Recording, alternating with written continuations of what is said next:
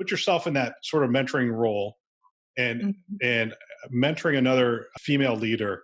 Let's first talk about a woman who's not a CEO yet. How do you prepare, knowing what you know now as a CEO and board member?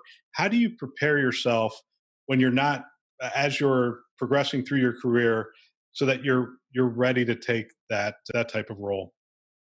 That's a great question, and I think that really self-awareness is really the biggest lever that you have because having daughters, you probably have talked to them about it, or maybe you will talk to them about just getting a lot of mixed messages from a lot of stakeholders or people or institutions, and really it's the clarity of having self-awareness and navigating what I think women leaders face, lots of paradoxes.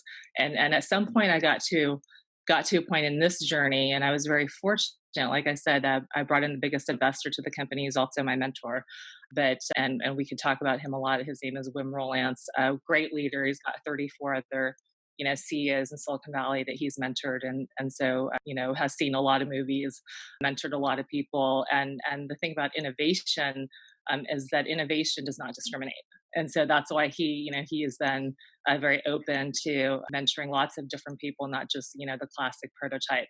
And so I'd say to your daughter, just work on understanding herself and understanding what motivates her and what she's interested in, understanding what drives her, understanding sort of her own psychology, and that's the best place to start. When you're young, because she's in college, right?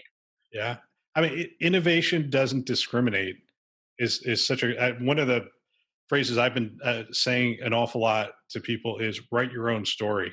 Don't let anyone else write your story for you. They That's will have great input. advice. Yeah, I mean, they're going to have input. They're going to be supporting characters or whatever. But make sure you're writing the story that you want to live. And that is such a powerful statement. Innovation does not discriminate. I will. That's going into my file. I'm I'll so be. glad.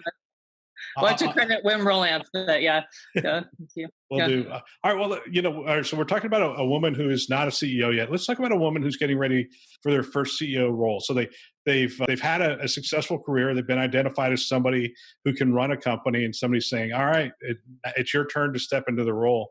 What do you wish somebody had whispered in your ear as you were getting ready to take that role?